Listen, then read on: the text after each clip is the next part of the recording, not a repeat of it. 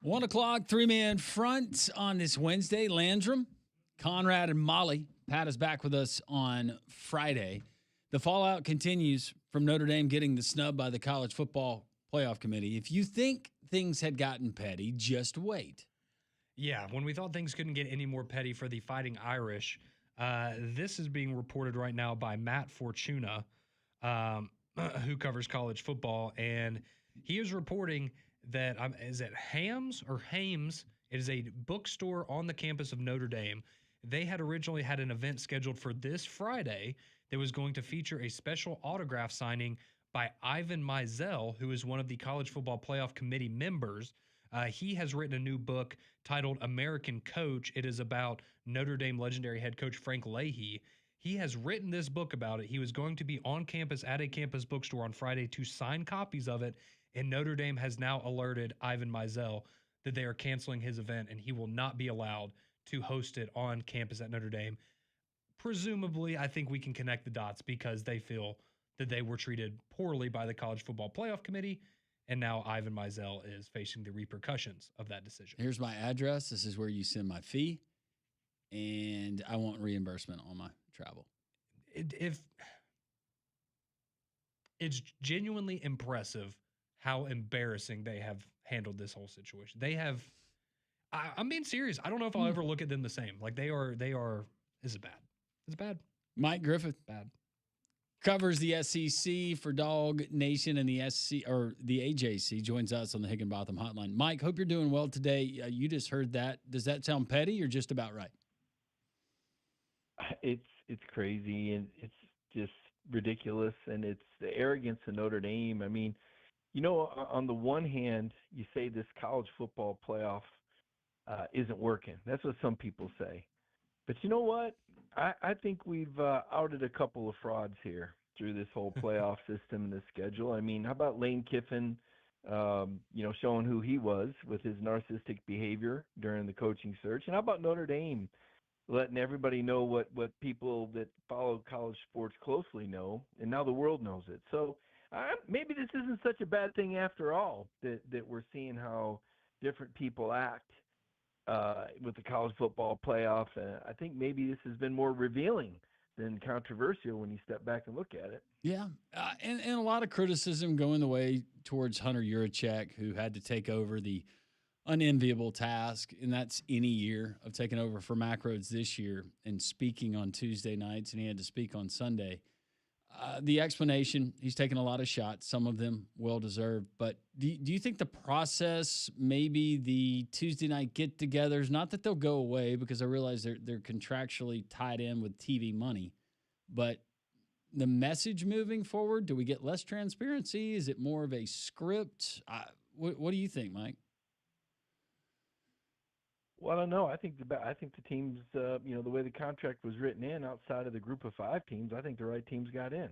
So I don't, at the end of the day, I thought Alabama belonged in. I thought Miami beat Notre Dame head-to-head, and I thought Notre Dame belonged out. Now, maybe in the next contract, you word things a little differently so that you don't have, 2 teams in there that really aren't among the top 12. I mean, you've heard Commissioner Sankey say he'd just go with a straight seed. I guess next year there's a Notre Dame provision for if they're in the top. Here's the thing. I don't like that there's been rules written around Notre Dame football for a long time. I think that's wrong. That's like, oh, yeah, everybody else in the class is going to be graded like this, but, Richie Rich over there in the corner, he's going to have a separate test from everyone else. And, it's elitist. It's entitlement. And it's the furthest thing from what we should be looking to do right now. I think Notre Dame's model is outdated, and I think that, the ACC saved them during the COVID year. College football could have turned its back on Notre Dame in 2020, but it found a way to include it. And, I just think the leadership there has made some really bad decisions that are going to be hard to come back from. I mean, they've left a very sour taste in everyone's mouth. I heard Clark Lee talk about it at Vanderbilt. And he told his team, hey, we had our opportunities and we lost to Texas and Alabama. And I said, so here we are in 2025, where we're talking about the Vanderbilt football administration and leadership being a better model for college football than Notre Dame. Well, and now I think a lot of people, Mike, don't have sympathy for him because, whether you forgot about it or never knew about it until now, when it comes out that, oh, well, by the way, Notre Dame has signed a deal with the playoffs starting next year, where if this scenario presents itself again, they're going to be in because they have a guaranteed rule, like you were talking about, how they operate with maybe a different set of rules, where they have an agreement with the playoff that's starting next year. If they are in the top 12, they are guaranteed a spot. They will not be kicked out in favor of a group of 5 team. It's just, it's ridiculous that you have that waiting on you in the future, and you decide to take the stand that Pete Bavacqua has over the last 3 days. It's asinine, in my opinion. Well, I mean, obviously, there's people above him that he's got to answer to for why this is the way it is. But ultimately, it's the schedule, right? I mean, the one SEC team you play is you played 2. You lost to A&M at home. Okay, you played Arkansas. Those are your 2. Let's see here. The Big Ten, you played Purdue, commonly at the bottom of the league. The ACC schedule, you played a ranked Pitt team. That was good. That was a good win on the road. But Syracuse had a tough season. Stanford, Boston College. But Stanford was a rivalry game, Mike. State, Boise State, Navy. And the thing is, if you're only going to schedule a couple of heavy hitters, you got to beat them. You got to beat Miami. You got to at least split with Miami and Texas A&M. You got to beat one of those teams. Otherwise, your best wins USC at home in cold weather. So, it's Notre Dame's fault for their scheduling. There's really, like you said, damage control wise, they're not really helping themselves out at all. And I kind of wonder if Marcus Freeman will be around next year. I mean, he's been quiet on this. This is not what he's coaching. This is not the way he leads. I can promise you that. It's not fair to the players. You think they knew when they walked off the field at Stanford that, that's the last time they play? And I just don't think the SEC thinks that different. I think this is kind of universal, how college football players feel about wanting to compete and have opportunities. And they turned down a bowl bid to play what would have been a good game with BYU. Mike, go ahead. Yeah, it's been ugly. What was your biggest takeaway? Maybe surprise what you saw in Atlanta on Saturday? Well, it was hard to know what we were going to see because all the players out. I think the biggest surprise was the injury report, right? So, LT Overton's out, and you say, okay, that's going to hurt the D-line, but it also hurt the punt protection team because that's where the block came from.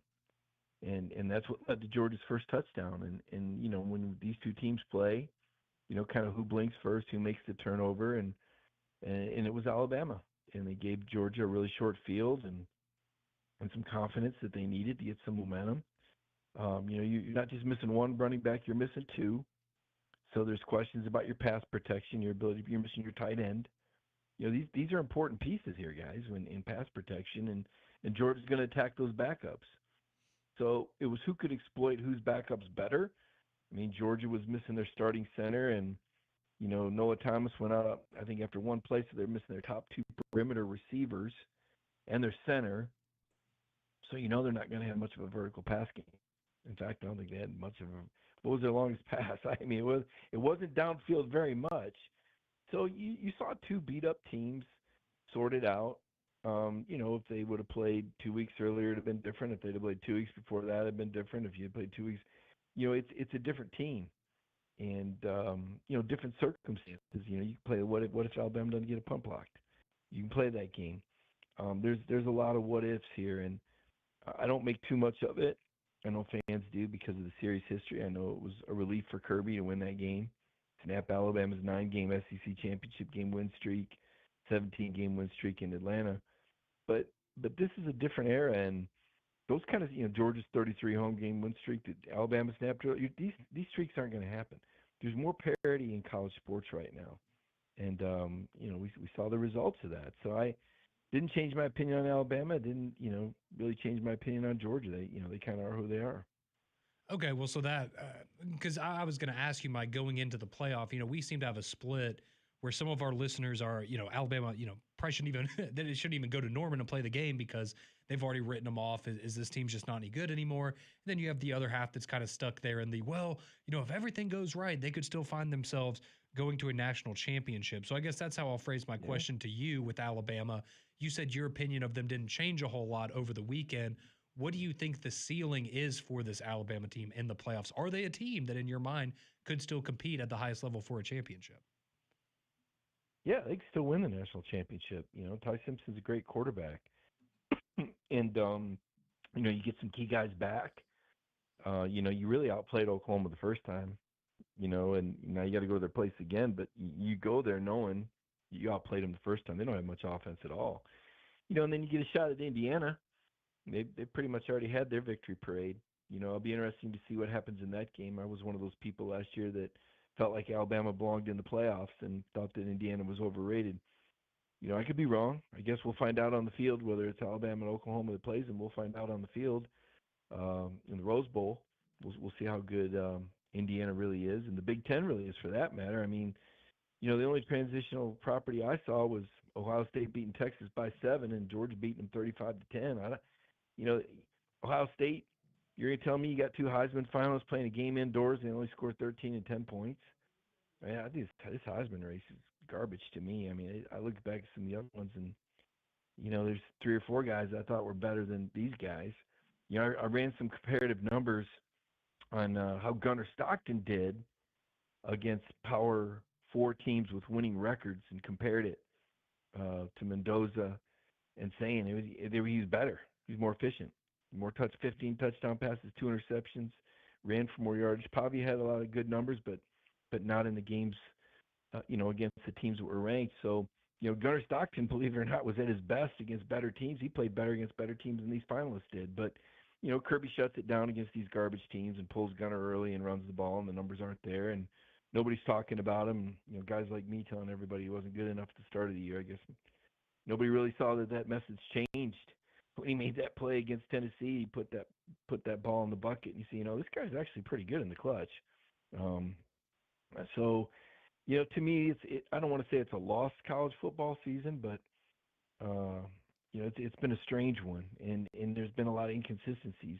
But Alabama's still Alabama. Kalen DeBoer is a fantastic football coach, first class guy, fantastic football coach, a lot of talent. Ty Simpson, awesome quarterback. Look like Ryan Williams looks like he was back. He's back walking on air out there. Nobody can tackle the guy. Crazy the way he just floats. Dialed in. Are they going to get Jam Miller back? He's a big one. Are they going to get Overton back? That's a big one. I think Alabama's dangerous. I think Alabama could end up playing, in the national championship game against Georgia. With all the changes and all the drama that took place in Oxford, Mississippi, Pete Golding now taking over as a head coach, how much does the shakeup and what that team has been through, does that change your opinion of Ole Miss? Not necessarily in the rematch versus Tulane, but moving forward in the playoff.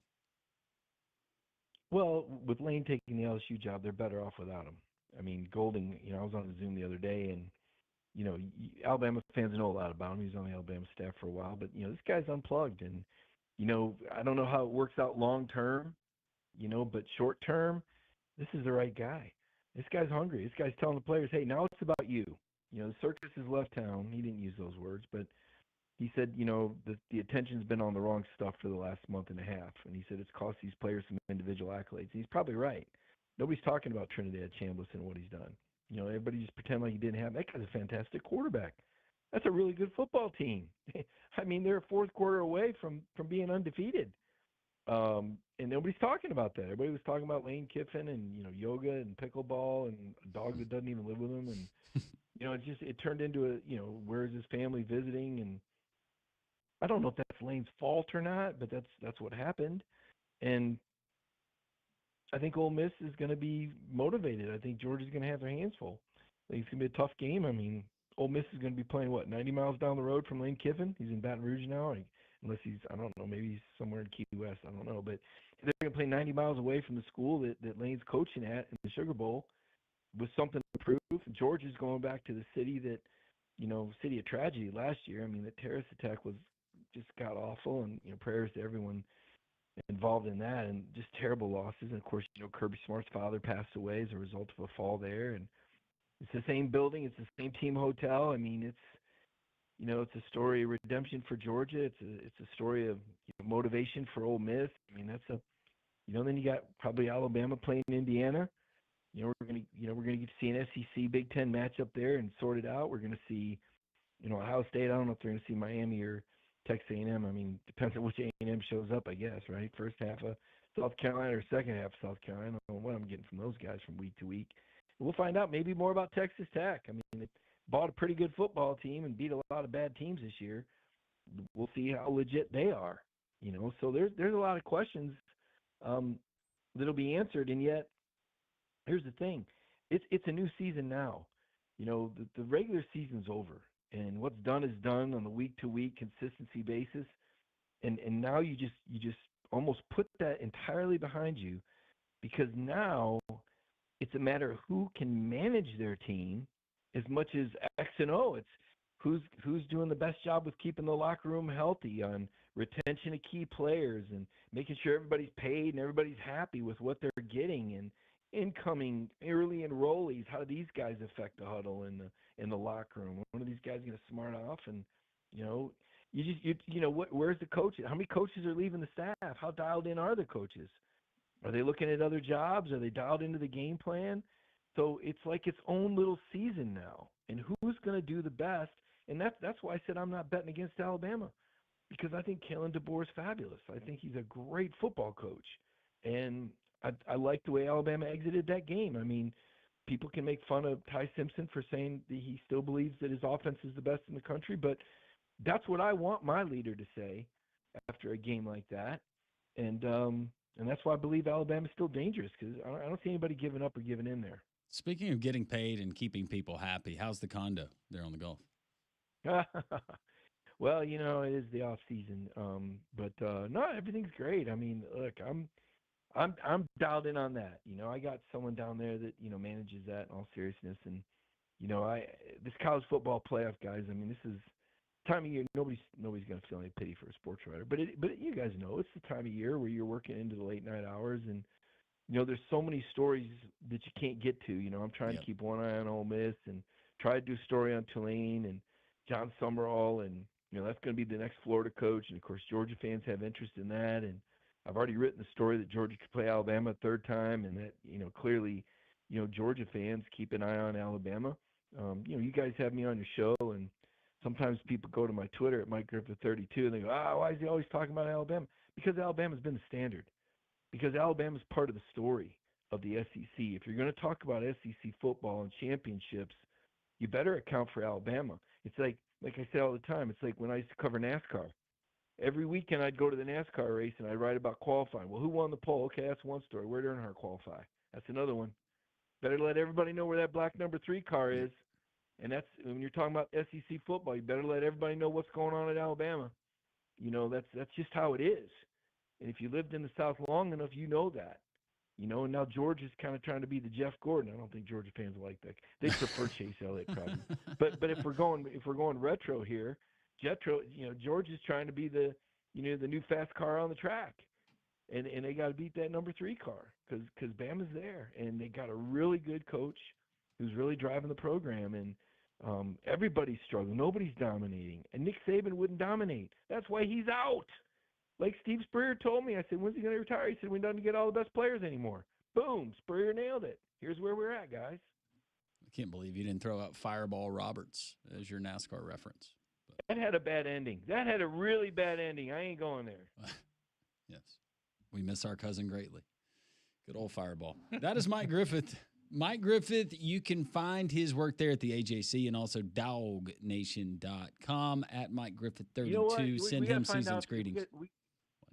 We got to find out if we got a Steve Grissom or a Hut Strickland in this playoff field. One of these guys you don't expect to run with the big dogs. Remember the good guy from Gadsden and Hut Strickland? Yes. Hut Strickland. Love interviewing those He was from guys. Calera, wasn't he? Didn't Hut Sure Strickland? Was. Yeah. Sure is. Yeah. He's down there. He's down there in Gulf Shores now. Hut's down there. I talked to him a couple months ago. Really? Good man. Yeah, the Alabama gang doesn't forget, guys. It's a small circle. They don't forget. That's right.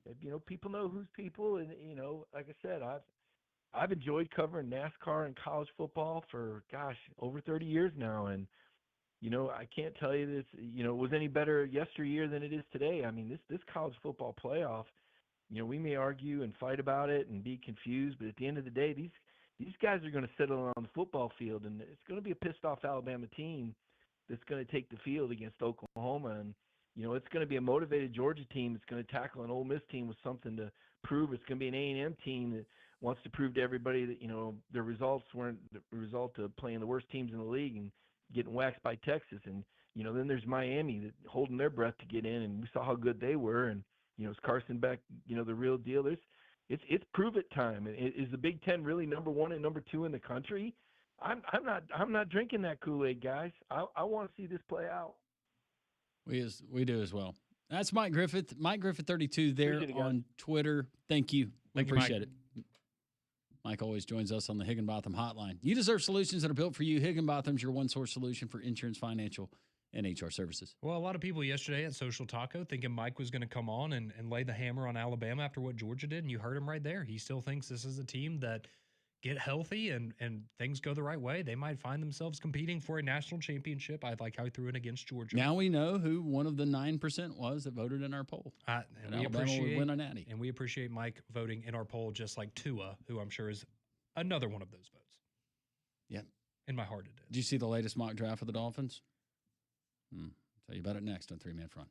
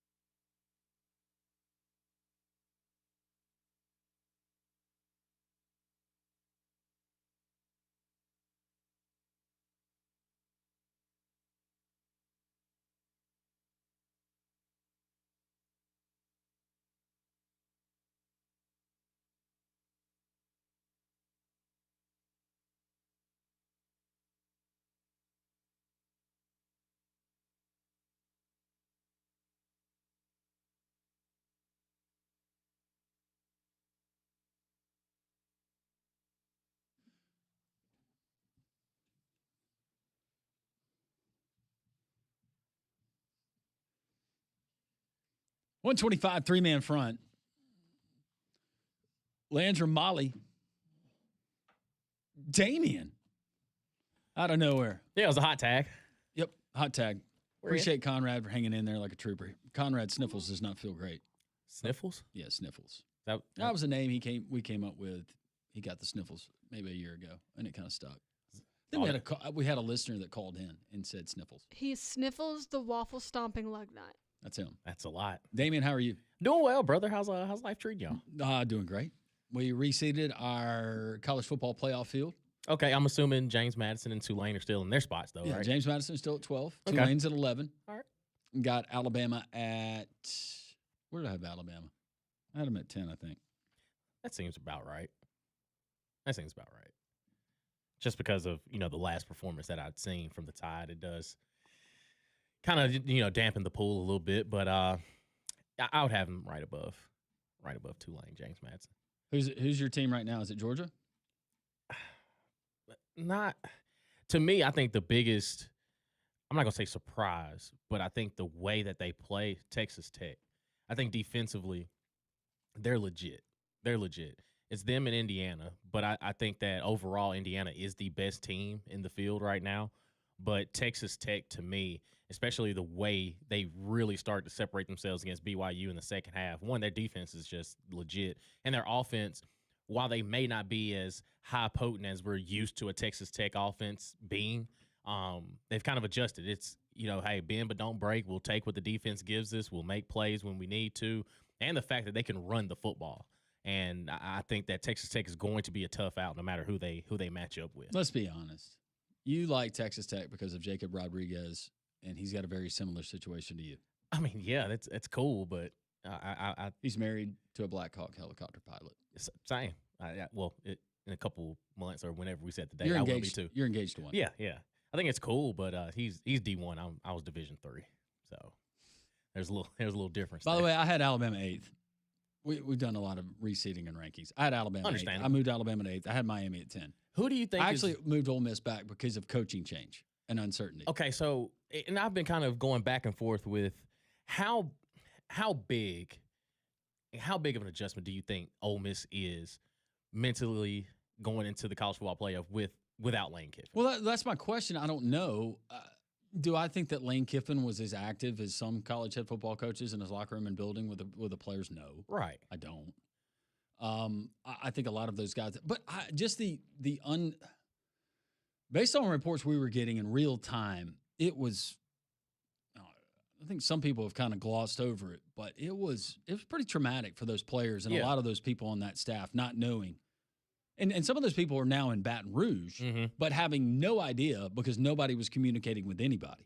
Yeah, and I think it's because Pete Golden's a defensive guy. It's easier to kind of rally the troops because you already have to do it anyway. Like as a defensive coach, your identity is more rugged. So it's more of a let's prove to Lane or prove to the the LSU fan base or whoever it is that this engine's gonna run without you.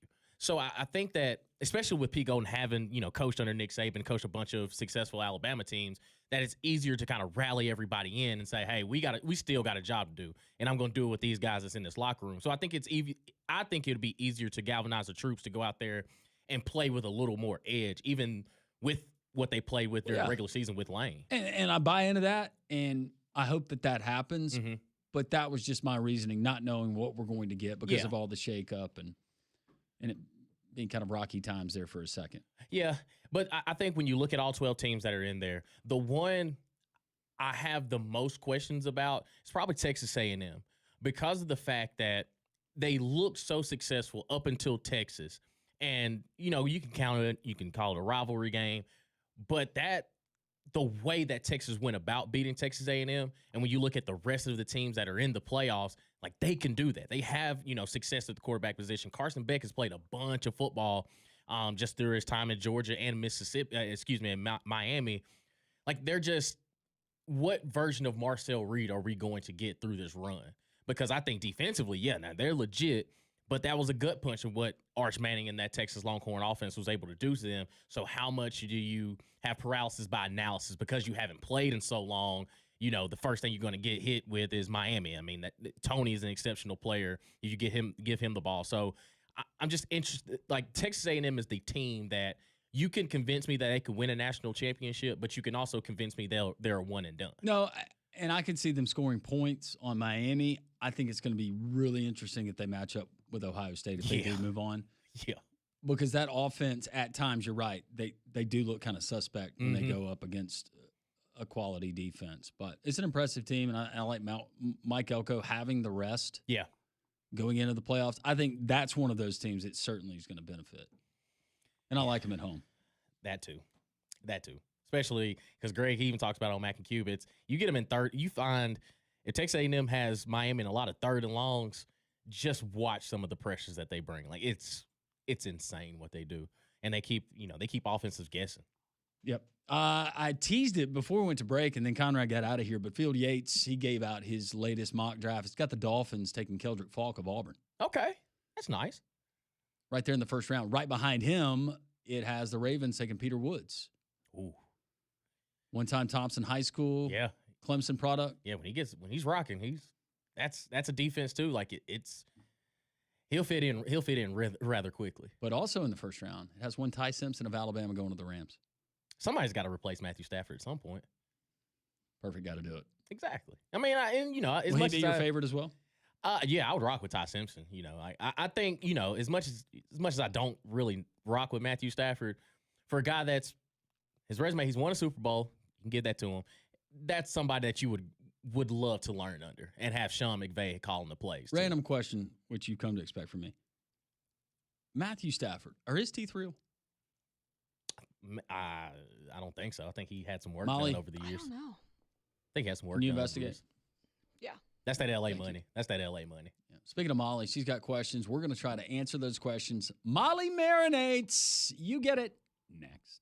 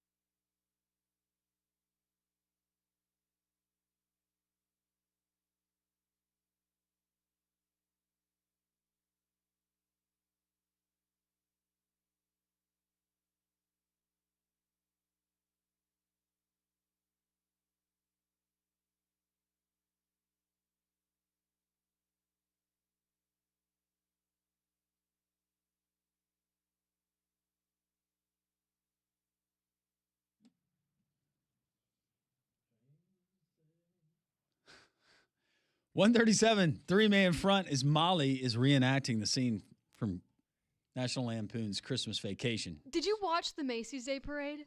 Did you see the high school band that did this song and they had a kid stand in a fake window? No. It was, if you need to go Google it and find it. This is when Clark is fantasizing, number one, about the pool he wants to put in. Yes. But then I'm glad we had that movie. that trespasser in the red bathing suit showed up at the pool. Yeah. That's what we call her. And it gets weird where whatever her name is. But yeah, go back and find that. That fell high in the school well, band. then got kicked by the mule, and the eyes went uncrossed. She came in, right? Yeah. There in the kitchen.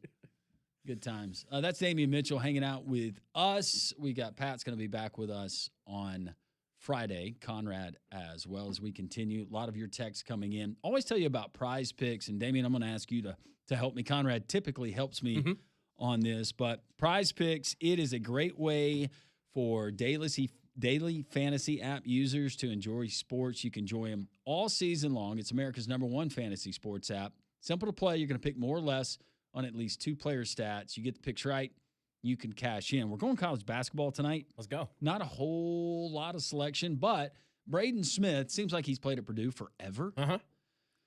Braden Smith, 14.5 points scored. They take on Minnesota tonight.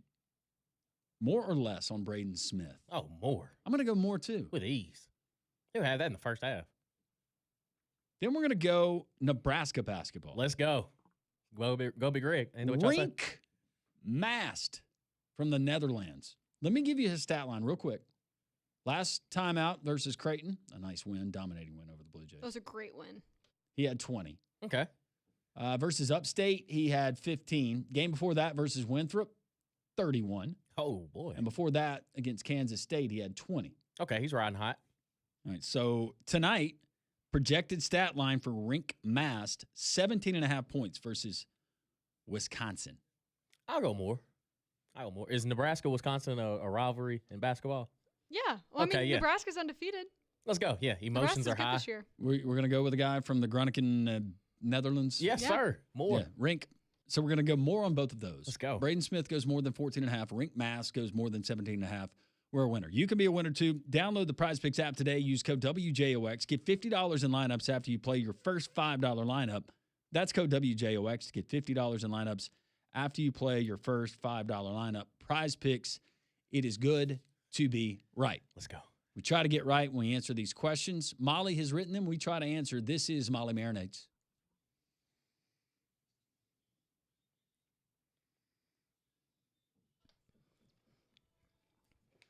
Molly Marinates. And as always, Molly Marinates / Pat Ponders is brought to you by Courtesy GMC Out and Trustful. All right, question number 1.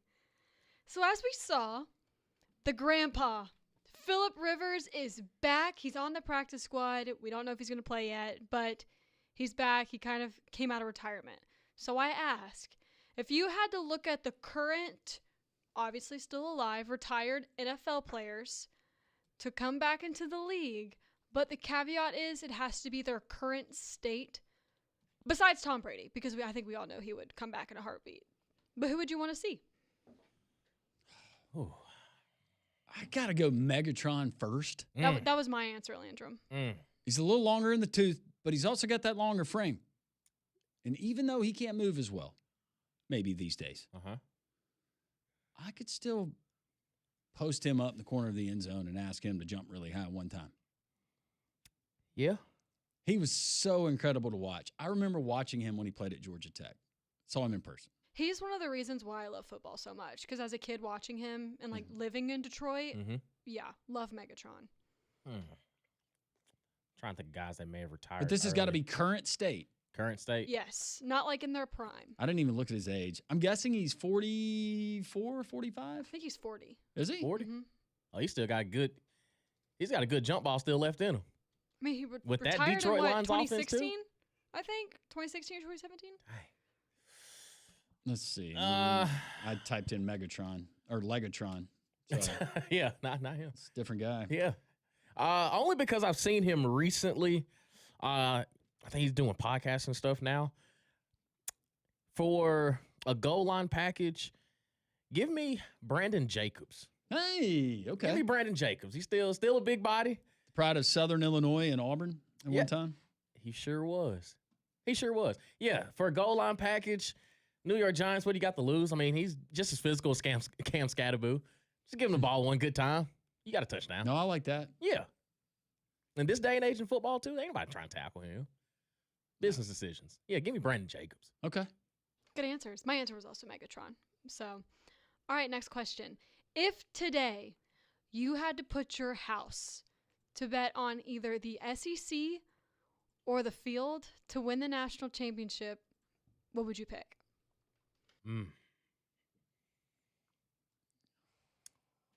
Ooh. I'd go SEC. I go SEC I mean, because there's 5 teams. yeah, Mm-hmm. Ole Miss, of course, Georgia, Texas A&M. Those 3 specifically. You could really talk me into them winning the national championship. I go SEC. SEC, just sheer numbers of teams, chances. That would have been my thought process. But I also think Georgia, that potentially is your best team in the country. Yeah. And the way the bracket shapes up, I'll go SEC, but I don't feel really good about it. I'm not sleeping. Okay. I'm telling my wife there's a good chance we're having to move. I like it. That's my percentage index. Yeah, How about it's that? like, Yeah. There's a chance. Yeah. But isn't this what some fans wanted when we talked about the college football playoff? Yeah. Not really being able to peg, well, it's just going to be them and them. Right. You got parity. It's entertaining. Mm-hmm. Speaking of parity, who do you think is more likely to pull off an upset? Is it JMU over Oregon, or is it Tulane in the rematch against Ole Miss? I think it's Tulane. I think you could get Tulane versus no lane. just going back to, I realize they won by 35 points Mm-hmm. in the first matchup, but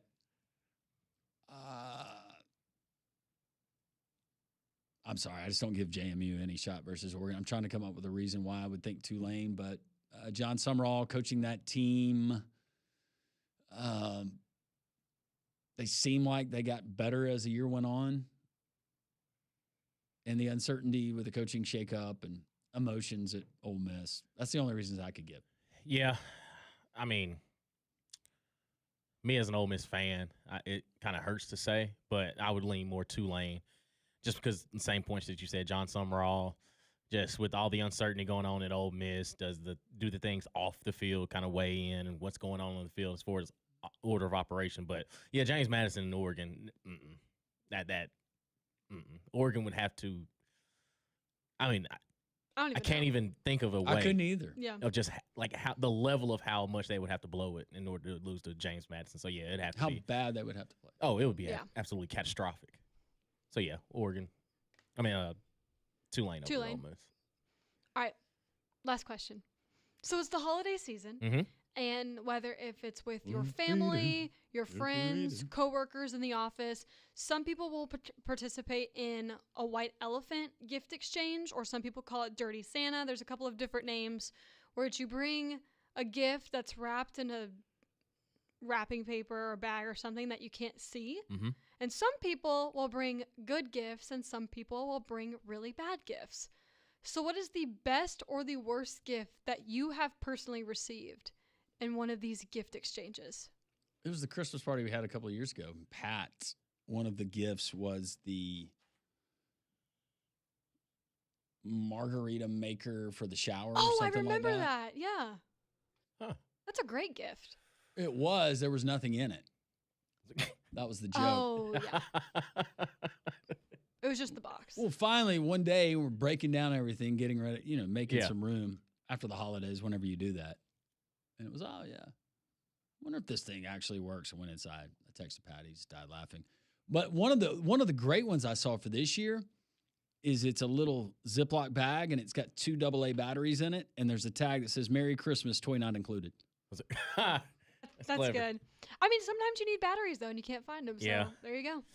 I don't know if this is kind of sort of like that, but there was one Christmas party I went to. I guess you would say you kind of had a raffle, but Mhm. there was a basket made out of like bills. It was $5, $1. There Okay. was a couple hundreds in there, and I ended up winning it. So in total, I think it was like $344. Nice. So that's probably the best one because I mean, Wow. my name was drawn, my number was drawn. I was like, hey, I'm a lucky man. Heck yeah. Absolutely. So one of the best ones I've seen, it was my friend's dad. And what he did was every month of the year before, he took some sort of photo of him that was themed that month. So you know, February was like Valentine's Day. July he did like a photo shoot on like a jet ski, That's and he hilarious. made a calendar. Yes. And he had, like you said, That's he hard. planned this year in advance, ordered it, and then put, because it was like a $25 gift limit or something. And sure enough, it was a thirst trap calendar of him That's like clever. posing. That's clever. Which I thought that was really good. That It's is really funny. good. That's clever. And you know what? It gives me an idea for next Yeah, year. exactly. Oh, one year I thought of another one. This was, I think, 2 years ago. My dad actually ordered underwear with his face on it. What? And put it in our family white elephant. And I think my cousin was the one that drew them, and she was like, not happy. Well, it was the. But my dad loved it. He That's thought it was hilarious. the funniest thing ever. That's hilarious. Did I tell y'all with my great aunt, we used to do the DVD Dirty Santa exchange at one of it was cousins get-togethers. This is a couple of days before Christmas, and my great aunt drew I think it was 50 Shades of Grey or Oh, one of the Lord. 50 Shades, Lord. and I was like, Aunt Jackie, oh no, Aunt Jackie, she pulled up, she doesn't know what it is, and then Aunt Jackie just quickly lets everybody know, I know what it is, and I'm keeping it. Hey, that's hilarious. Rest in peace, Aunt Jackie. We continue on 3-Man Front.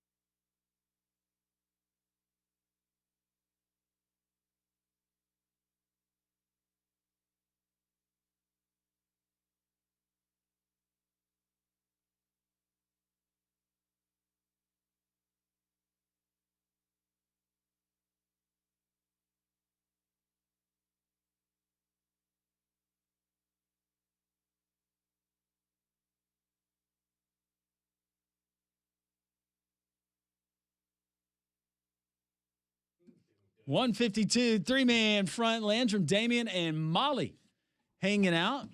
Hey, D. Yeah, hey, you know I still got it, man. Expect to see you on Sunday. Hey, I was in the choir. Yeah. I do a little singing now. Don't get it twisted. D bringing some gospel music. Exactly. Loved it. They call me like the gospel of Bobby Brown. That's what they do. Is that? Yeah, absolutely. I thought it was gospel of Kevin Hart. It's same height. It's all about the stage, baby.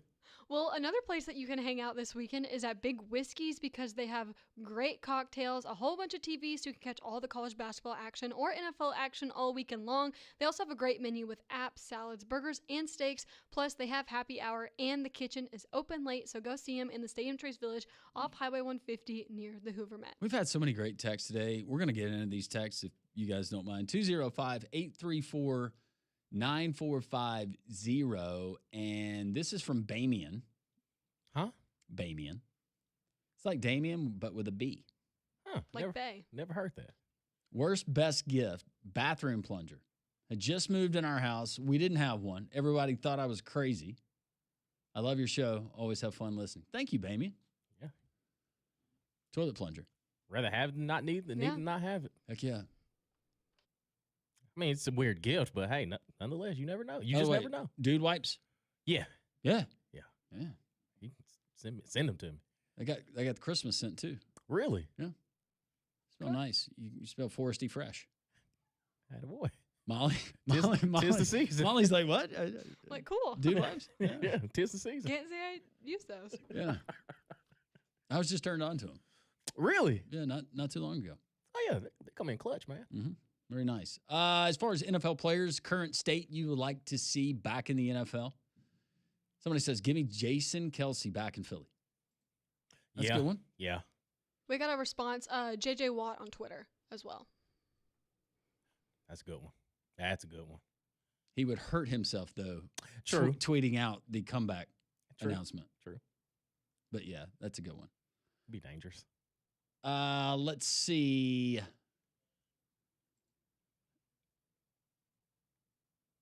There are thousands of quarterbacks around. How is Phillip Rivers the next man up? That's my biggest question. Like, you tell me you couldn't go to anybody else? Anybody. And he's on the practice squad, too, so you just need to, I mean, there's a lot of able bodies around here. Steve from Slap Out, Alabama. Love the show. I was hoping you guys would speak on the Saban coaching tree that's represented in this year's college football playoff. You can't tell me that Coach Saban is not the GOAT. Also, I really think Bama can go to the ship. Okay. Thumbs up and roll tide. All right. Hotty-toddy. Yeah. Nick Saban's impact, his stamp on college football, it's everywhere. Why on didn't the they call sidelines. Ryan Tannehill? Now that I think about it. He's ready. Anytime. Yeah. But you went to Phillip Rivers at 44? Right? God is great. Have a wonderful rest of your Wednesday.